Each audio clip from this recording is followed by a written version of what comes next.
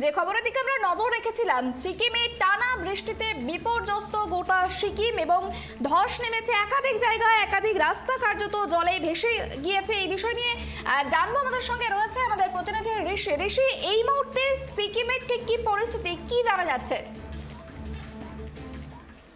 দেখি যে টানা বৃষ্টি এবং সেই টানা বৃষ্টির জন্য কিন্তু পাহাড় সহ বিভিন্ন সিকিম সহ বিভিন্ন এলাকায় কিন্তু এখনো বিপর্যয় হয়ে পড়েছে। তোমাকে জানিয়ে রাখি, প্রতি বছরই এই বর্ষার সময় কিন্তু সিকিম সহ পাহাড়ে কিন্তু ধস নামতে থাকে। গতবারও আমরা দেখেছি হরপাবান এসেছিল, বহু মানুষ কিন্তু মারা গিয়েছিল। এরপরে কিন্তু বহুদিন পরে কিন্তু সেটা ঠিক হয় এবং মাঝে মাঝে কিন্তু এই ধস নাম্বার যে জাতীয় সড়ক রয়েছে সিকিমের লাইফ লাইন, সেটা রাস্তা কিন্তু প্রতিনিয়ত ধস নামতে থাকে। পরবর্তীতে প্রশাসনের তরফ থেকে 1 মাস কাজ চলার পরে কিন্তু চালু হয়। তোমায় জানি পরশুদিন যেটা রাতে ঘটেছে সেটা হচ্ছে এই প্রবল বৃষ্টির জেরে পুরো ধসে 6 থেকে 8টি বাড়ি কিন্তু মাটির তলে চলে যায়। এরপরে কিন্তু ঘটনাস্থলে কিন্তু এক মহিলা সহ 3 জনের মৃত্যু হয় এবং এখনো কিন্তু বহুজন কিন্তু নিখোঁজ রয়েছে। তবে প্রশাসনের তরফ থেকে কিন্তু যুদ্ধকালীন তৎপরতা কিন্তু উদ্ধার কাজে নেমেছে, প্রশাসন নামানো হয়েছে, এনডিআরএফ, দমকল সহ বিভিন্ন আধিকারিক। তো সিকিম সরকার কিন্তু এই দ্রুত যাতে এই পরিস্থিতি ঠিক করা যায় তা কিন্তু চেষ্টা করছেন প্রশাসনের পক্ষ থেকে। একেবারে এই মুহূর্তে সিকিমের আবহাওয়ার ঠিক কি পরিস্থিতি রয়েছে? বৃষ্টি হওয়ার সম্ভাবনা তো রয়েছে, বা সিকিম সহ বিভিন্ন এলাকায় এখন উত্তরবঙ্গ বৃষ্টি হতে পারে, যার ফলে কিন্তু বিপর্যয় কিন্তু আরো হতে পারে।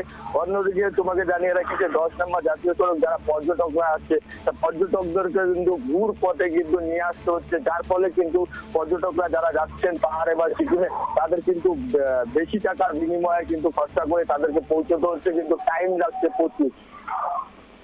একেবারে তুমি যেমনটা বললে যে এই যে ধসের জেরে বিভিন্ন জায়গা জলে ভেসে গিয়েছে, বিভিন্ন রাস্তাতে সমস্যা হচ্ছে ধসের জেরে, সেক্ষেত্রে যে সমস্ত পর্যটকরা গিয়েছেন সিকিম, সেক্ষেত্রে তাদের কতটা সমস্যার সম্মুখীন হতে হচ্ছে, আর এবং তারা যদি বাড়ি ফিরে আসতে চায় সেক্ষেত্রে প্রশাসন ঠিক কি উদ্যোগ নিচ্ছে তাদের জন্য?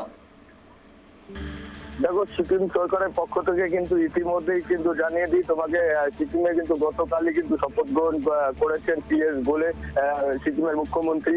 এরপরে কিন্তু আজ সকালে কিন্তু তিনি ওই এলাকার পরিদর্শনে এসেছেন বলে আমরা সূত্র মারফত জানতে পারি। অন্যদিকে জানিয়ে রাখি যে পর্যটকরা যারা সিকিমে রয়েছে এবং যারা সিকিমের দিকে যাচ্ছেন, তাদের সিকিম থেকে যারা আসবে তাদেরকে কিন্তু ঘুর পথে কিন্তু রাস্তা দিয়ে নিয়ে আসা হচ্ছে লাভা লোলেগাঁও হয়ে। অন্যদিকে জানিয়ে দিই এই গাড়িগুলি যারা যাচ্ছে পাহাড়ে পর্যটকরা ঘুরতে, তাদেরকেও কিন্তু ঘুরিয়ে দেওয়া হচ্ছে, কিন্তু অনেকটাই অসুবিধার সম্মুখীন হতে হচ্ছে পর্যটকদের। তবে প্রশাসনের তরফ থেকে কিন্তু এখনো উদ্ধার কাজে কিন্তু চালানো হচ্ছে। বেশ, অনেক ধন্যবাদ আমাদের সঙ্গে থাকার জন্য। যেমনটা জানা গেল যে সিকিমের পরিস্থিতি কিন্তু এই মুহূর্তে একেবারে বিপর্যস্ত, বিভিন্ন জায়গায় ধস নেমেছে, টানা বৃষ্টিতে একেবারে ভেসে গিয়েছে কার্যত বলা যেতে পারে, একাধিক রাস্তা বন্ধ করে দেওয়া হয়েছে, যান চলাচল একেবারে বিপদ সীমার ওপর দিয়ে বইছে কিন্তু পরিস্থিতি। এবং এই মুহূর্তে যে ছবিটা দেখা গেল, যে এই মুহূর্তে যে খবর রয়েছে, উদ্ধার কার্য চলছে, ভূমিধসের জেরে মৃত্যু হয়েছে 3 জনের, 1 জন নিখোঁজ, এবং যেহেতু 6 থেকে 8টি বাড়ি ভেসে গিয়েছে সেক্ষেত্রে মৃতের সংখ্যা বাড়তে পারে বলেই জানা যাচ্ছে। যেহেতু একাধিক জন নিখোঁজ রয়েছে সেক্ষেত্রে মৃতের সংখ্যা বাড়তে পারে বলেই অনুমান করা হচ্ছে। তবে দ্রুততার সঙ্গে কিন্তু উদ্ধার কাজ চলছে বলেই খবর।